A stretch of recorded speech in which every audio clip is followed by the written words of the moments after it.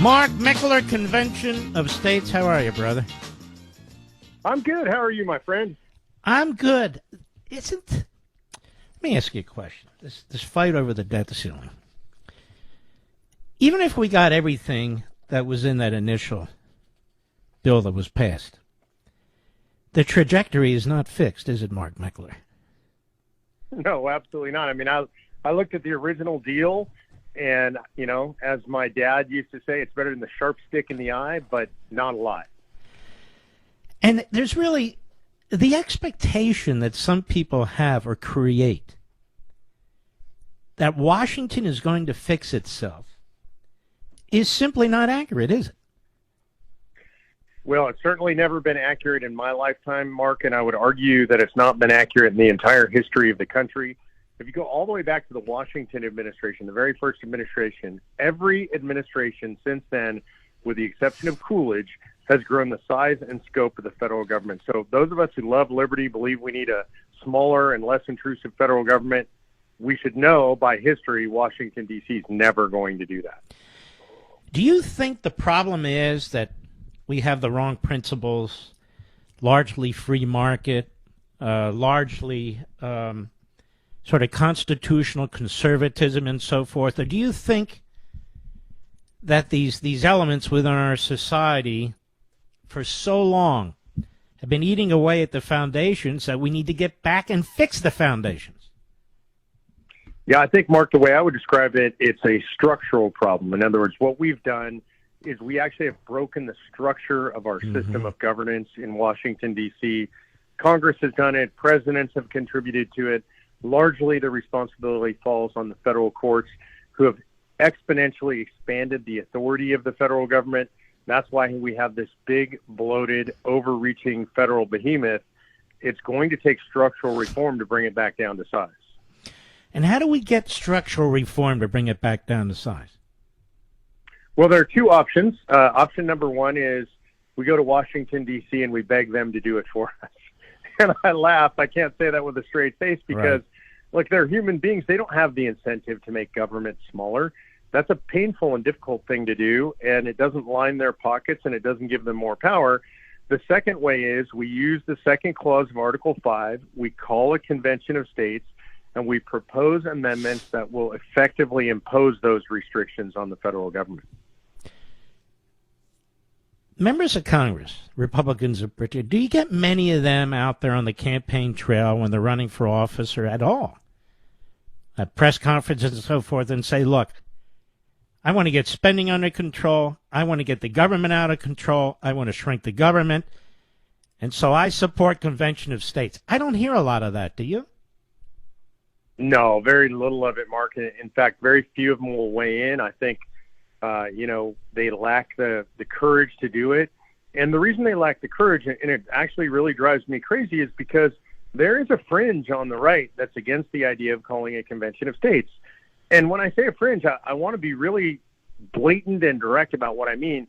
Maybe it's 5% of the Republican Party that doesn't want to do this. They're frankly now... What kind of groups? Saying this.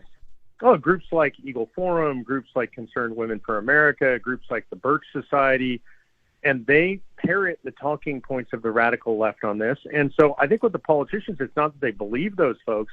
Mostly it's like, well, we just don't want to have the fight with them. We're not willing to stand on principle for this. Yeah, so, I mean, I've asked a number of conservatives who contact me on this budget stuff and so forth, and they're off the record, of course, and I say, well, why aren't you getting behind convention? Well, I support it. I said, well, that's not what I asked you. Why aren't you getting behind it? Why aren't you pushing it? Why? We don't need to change our principles. We need to change the way we go about doing things. Yes? Yeah, I agree with you. Look, so this is my point, is a lot of folks are just simply afraid to engage in the fight. Or they'll say, Mark, well, I'm in Congress. That's not really my fight because it's not up to Congress to call the convention. It's up to the states to call the convention. And while that's technically true, the fight belongs to all of us, because if what we believe in are the principles that we say we believe in, a smaller government, a limited government, a government where the citizen is bigger and the federal government is smaller, well, then we have to fight on principle. And this is the most principled stand for federalism that anybody in our system of government could take. And so they need to stand on principle. Plus, aren't they citizens of the United States? Yeah, this is what I don't understand, Mark, is this is the fight of our lives. We are watching the republic collapse all around us. We are proposing solutions in Washington, D.C. right now that won't fix the problems that ail us. And I'm going to be a little bit even maybe more doomsday. If we were to elect a Republican House majority in the coming election, and so now you have the House and the Senate, if we were to defeat President Biden with a conservative president, I am not hopeful that president and that Congress would shrink our government, because history tells me otherwise. And you would have judicial challenges, you would have sabotage by the bureaucracy, you would have all these things that take place because, in my view, the Marxist left now, they know what they're doing. They know what they've conquered. They know what they devoured. And so the only way to, or one of the only significant ways, let me put it that way, to actually effectively push back is a tough process, but it's a process we need to get behind, and that is to put back in the Constitution what the courts took out. Now, people say to me, Mark Meckler, but if they don't adhere to that, well, if they don't adhere to that, it's over. It's over. Yeah, There's nothing we can do beyond that. People who say that, Mark, we have a new term for them. I call them bunker Republicans, bunker conservatives. In other words, all they want to do is go to their bunker and hide out. And they're not willing to engage in the process, and they're not willing to fight for the country, and they've essentially given up. And if they've already given up, then they should, in my opinion, to be blunt, they should shut up and go home and hide and let the rest of us save the country for everybody. Do you find even many columnists writing about convention of states? I looked, I don't see a lot. No, there's not a lot, Mark. And, back in the old days when you wrote Liberty Amendments and Mike Ferris and I started this project, I made some assumptions which have turned out to be wrong. I thought, man, if we get 10 states, people are going to pay attention. When we get 20 states, people are going to freak out, and you're going to see it all over the media. This is going to be the cause célèbre for every conservative in the country. I thought everybody would get on board. I actually thought by the time we got to this point, it would be pretty easy to get everybody on board. Everybody would be writing about it. But you're right, except for the left, I got to say, because we get regular attacks from the radical left in the media. Don't hang up, Mark Meckler. I've got several more questions for you, my friend. Convention of States, you have millions of members. Is that not correct? Over 5.3 million supporters. Well, you would think that would drive somebody's attention or draw it. We'll be right back.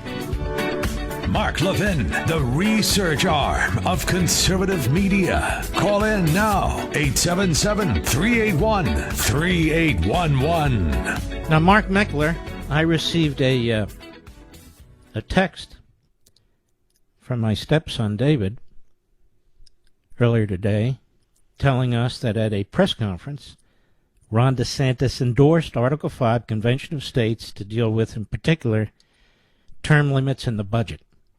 Now, that's pretty good. Yeah, I think that's great. And DeSantis has long been an endorser of the Convention of States project, so he's out there talking about it. Vivek Ramaswamy has openly come out and talked about it. Beautiful. Nikki Haley has sort of gently talked about it. She's sort of milquetoast on everything from my perspective, but she's talked about it more in the background. I think we're going to see this become an issue in this presidential campaign, and I think that's good, and I think it's important enough that it should be an issue. Do you get invited on many podcast shows to discuss this? Any significant podcast shows? Mark, certainly nothing at the level of you. Of course, you're at the very pinnacle of conservative media. I do a lot of media, but I would describe it mostly as, and I don't mean this with any negative connotation. Local or regional, sort of right? Second or third tier media. And I love those guys, really appreciate the fact they're out there doing it. I do too. They're the best.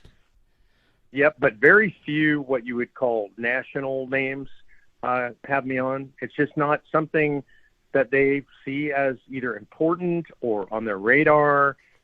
I don't get any opposition from those guys. It's just they tend to be focused on whatever the hot item is in the news is today. Exactly. Nationally. They sort of mimic the national media. So everybody right now, all they're going to talk about is the debt ceiling fight. And also, Mark, I think you and I are having a discussion here that's super unusual in the media. which is, what's the solution? We all know the problems, and so we can lament the problems, we can point out the problems, but what you're bringing up is a solution, and you don't hear much of that in the media. Imagine if we were united behind this effort. I mean, some of us are. Tell the story of Tom Coburn, senator from Oklahoma, who passed away, real tremendous hero. Tom Coburn was somebody that I had met when he was in the Senate. We had a couple conversations in his office. He was one of the most impressive people I ever met. He's a guy that was a supporter of the Tea Party movement, but never talked about it out loud because he didn't want anybody to think he was co-opting it like so many did. A real humble public servant. And towards the end of his career in the Senate, one night my wife Patty was watching television. She was watching Fox News, and she started shouting that Senator Coburn had said he was going to work for a convention of states. Now, I didn't know him that well, and we had certainly never talked about that. I called his communications director, and John Hart was his communications director. And I said to John, I just heard on TV that Senator Coburn is going to work for a convention of states. And John said, yeah, we did too. And we both laughed about it because Coburn was just a free spirit. He did what he wanted. And when I eventually talked to him about it, he said, look, I'm leaving the United States Senate 2 years early. He knew that he had cancer that was likely terminal. And he said, I just don't want to spend the rest of my life doing nothing. I want to fight for the one thing that I believe can save the country. And so he literally left the United States Senate to come to work for Convention of States. He spent the last 5 years of his life traveling around the country, working for Convention of States. I was privileged to travel with him and learn from him. Towards the end of his life, I remember, my wife Patty works for the organization. She helps raise the money. And she tried to take him off the road. I remember her saying, Tom, you need to rest. You need to relax. And he said, I intend to die with my boots on. I don't want to hear you talk about that ever again. And he worked until the very last, Mark, because this was the only thing he believed would save the country. And I remember the last time I met him at your event in Virginia. And I gave him a big hug. You sent me a photo, which I have right here. This guy put everything on the line when he was in Congress, the House, the Senate. He fought like hell, like some of these other guys. And then he realized the system is too broken. That's why I don't attack Kevin McCarthy right now, to be honest with you, Mark. I think he's done pretty well with what he has. I would have waited this out a little longer. I wouldn't have voted for this. But they're all kind of stuck in this system, and they need to wake up to this fact. Particularly those who keep saying, we can do better, we can do better. Well, help us do better. Help us do better. Help us help you. That's the message I'm trying to get across, no? Yeah, I completely agree with you. And I feel, by the way, the same way about McCarthy. I'm originally from California. Now I'm a Texan. But I've known McCarthy for a long time. I wasn't thrilled that he was becoming Speaker. He's done way better than I thought he would do. And I think, I wouldn't vote for this deal. I don't know how much better they can do. I admire the guys that are saying we should still fight also. I get that, and I'm glad there are folks that are stiff of spine in Congress. But every single one of them ought to look at themselves, ought to look at the state of Congress, and ought to say that's not the fix. We can be in here fighting. We should fight as hard as we can, but we should fight for the outside solution that's driven by the people. Every one of these people we're talking about, Mark, says they believe in federalism, but Article 5 is the ultimate act of federalism, calling a convention, and they all need to get behind it. One of the things I love you talked about last night is about keeping a list. Who in Congress, which of our quote-unquote allies in Congress are publicly in support of Convention of States? They need to speak out, and they need to speak out now. And not that I want to get into it. Some of them are not. Not most of them, some of them. Which to me is a headbanger. I don't even get it. I don't. Yeah, and they complain. They complain to me about, we can't get. So, what are you going to do about it? Go ahead. Yeah, and to me, Mark, that's one of the most amazing things is those who say they're against it. There are only a few that I'm aware of in Congress. Literally, I think 3 of them. And when you ask them what their solution is, when you say what you just said, well, what are you going to do about it? They don't have a solution. Or they say, we need to elect a Republican House of Representatives or a Republican president. And I just look at them dumbfounded and say, really? So how's that worked out for you in the past? And if they're honest, the answer is it hasn't. And that's not to say I don't want to see Republicans elected. I want to see a Republican majority. I want to see a Republican president. It's just we have to have reasonable expectations about what they can do and what they will do. Exactly. And what they can't do and what they won't do is restore federalism to the United States of America. It's 100% right. Now, let me ask you this. Do you think we should abandon our principles and find new principles? Is that the answer? Now, look, the principles on which the United States are based are actually eternal principles. And they're eternal. That means they never change and they never go away. And we actually know from our history that they work. This is the longest-lived Constitution in the history of the world. The average Constitution lasts 17 years. We're pushing on 250 years. That's an extraordinary feat, and it is because it is a principles-based Constitution. So what we need to do is not abandon them. We need to actually return to them. Mm-hmm. I think that's very, very important. And that's why when you look at the Constitution, Mark Meckler is also a lawyer, they don't support mobocracy, and they don't support autocracy. They support a representative, limited government where the different branches have different functions. The different branches have individuals who are appointed differently. And so they knew that they weren't creating the perfect document. They created these methods for amending, but they didn't want the Constitution amended easily. But they gave it to us because they didn't want violent revolutions. George Mason told us that, correct? Yeah, look, Mason inserted the second clause of Article 5, or suggested it, on September 15th, 1787. He addresses everybody assembled. It's 2 days before the end of convention. It's basically over at this point. And he says, we have a terrible problem with this document. We gave the power to Congress to propose amendments, but we didn't give that same power to the people acting through the states. I'm paraphrasing here. And he asked the question, are we so naive that we believe that a government that becomes a tyranny would ever propose amendments to restrain its own tyranny? Now, they all understood human nature. They were great students of human nature. We have no examples in history of tyrants deciding to return power to the people that they're tyrannizing. And so he suggests this, and Eldridge Gary proposes the language for the second clause of Article 5, giving the states this power. And this is incredible because Mason's notes reflect at this point that there was actually no debate. It says NINCOM, Latin abbreviations for no comment. No debate, no comment, and it was unanimous to insert this power in the Constitution. They all understood, Mark, that we would absolutely, undeniably come to this moment, and the states and the people would have to stand to save the Republic. Mm-hmm. So important to understand our history. And you're exactly right. We've lasted a long time as a prosperous and free people, but now we're up against it. I'd say in the last several decades. Actually, I'd say since Franklin Roosevelt and before, actually. But we're definitely up against it now. There's no question about it. So, Mark Meckler, if people want to find out how to join or how to help Convention of States, where do they go? They go to conventionofstates.com. They can click on to sign the petition button. That'll allow them to let their state legislators know that they're in favor. That's important in states that have already passed as well. We had a rescission attempt in Alabama. We pushed back this year. So in every state, that's important. Then they should click on the Take Action tab.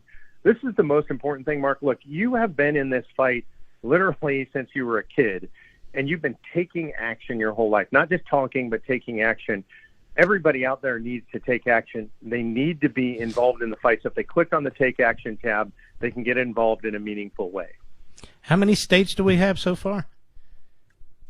Well, we have 19 that I would say are officially in the docket. Kansas makes number 20. They passed it, but they have something in their state constitution that says that they have to have a 2/3 vote instead of a majority. That's unconstitutional under the Supremacy Clause of the United States Constitution. So we're going to have to litigate that one. But I would say we're at 20 right now. North Carolina is pending. We passed the House. We're hopefully about to pass the Senate. That'll make it number 21 and leave us with 13 states to go. It's amazing how little attention this gets, except you're right, from the left that's scared to death of it. Well, now that you mention this, these things I've been doing and you've been doing, what do you make of sort of a new crop of some kind of conservatives who say, you know, you old-time conservatives and your principles and your way of doing business, they haven't worked. So it's time for national populism and all the rest of this stuff.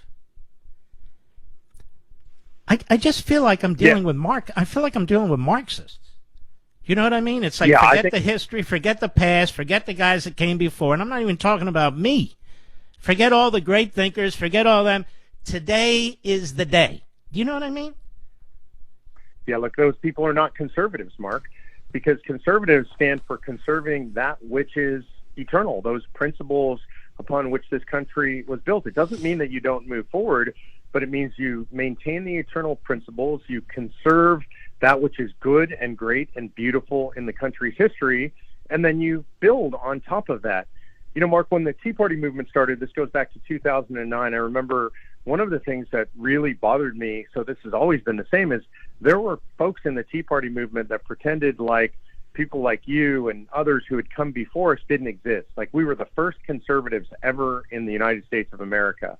And one of the things that I understood is that conservatives always, if they understand what conservatism means, stand on the shoulders of those who came before them, philosophical giants, political giants, warriors that were willing to step into the arena. There is no ability to have this fight if those people didn't come before us. And I think it's really important that we acknowledge them, read their works, listen to their speeches, understand them, and then move forward on that foundation. When you and I only have about a minute, when you and I started this, looking at this Article 5 Convention of States, I strongly opposed it. Until I read about it and thought about it, we both did. And I said, wait a minute, what the hell am I doing? This is exactly right. Go ahead. Yeah, Mark, you know, I was on the record. I did a conference at Harvard Law, not a bastion of conservatism. It was co-hosted by a liberal guy who's a professor there, and I was sort of neutral. I just thought, I don't know. It's an interesting idea. I can't imagine you could actually do it. And then I did what you did. I spent the time. I got involved. I learned from people who understood more than me. And then people like you and me and Mike Ferris and Tom Coburn and Rick Santorum and so many others got on board. Now I am absolutely convinced that this is the primary way that we are going to save this republic. All right, my friend. Thanks for everything, and be well, and we want to have you back. So tell us what's going on out there when you need to. You got it. Thank you, Mark. God bless you, my friend. And God bless you, too. There's a great hero right there. He's not all talk. He's action. I'll be right back.